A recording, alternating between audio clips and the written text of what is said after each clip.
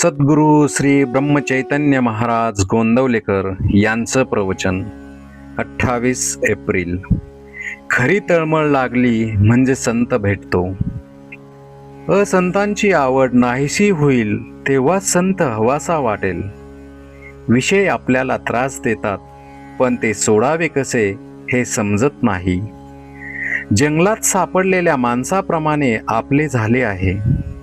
आपली वाट चुकली आहे असे ज्याला वाटेल तोच जंगलातून बाहेर पडण्याची वाट विचारतो. आता वय फार झाले, काळाच्या स्वाधीन होण्याची वेळ आली. रामा तूच आता तार, अशी तळमळ लागली तरच संत सहवास लाभेल.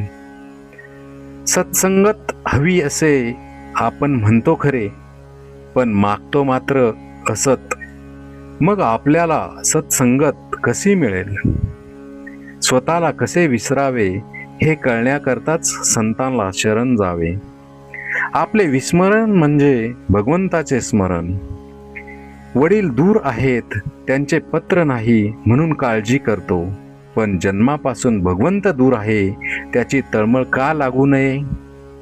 आपण नामस्मरण करतो, पण ज्याचे नाम घेतो तो कोण असा विचार करतो का? विषय सोडल्याशिवाय राम कसा भेटणार? रामही हवा आणि विषयही हवा, हे जुळणार कसे? मला जोपर्यंत चिमटा घेतलेला कळतो तोपर्यंत कर्म मार्गानेच जाणे जरूर आहे. कर्म मार्ग सांभाळताना करता मी नव्हे ही भावना सांभाळणे जरूर आहे. जो खरा अनुभवी आहे तो बोलणारच नाही, आणि बोललाच तर तो अगदी थोडे बोलेल. तो उत्तम होय, अनुभवी खरा, पण नाईलाज म्हणून जो बोलतो तो त्यापेक्षाही थोडा कमी समजावा. कुणीतरी बोलल्याशिवाय लोकांना कळणार कसे, म्हणून हे लोक कमीपणा पत्करूनही पुष्कळ बोलतात. परंतु अनुभव नसताना उगीच शब्द पांडित्य करणारे हे अगदी खालच्या दर्जाचे होत. ज्याला अनुभव कमी त्याला शब्द पांडित्य फार असते. जो जगाला फसविणार नाही आणि स्वतःही फसणार नाही असाच मनुष्य जगाला मार्गाला लावू शकेल. कित्येक साधू दगड मारतात किंवा शिव्या देतात तरी लोक त्यांच्या मागे लागतात, कारण त्यांच्या शिव्या देखील आशीर्वादाप्रमाणे असतात. हे कित्येक लोकांच्या ध्यानी येत नाही.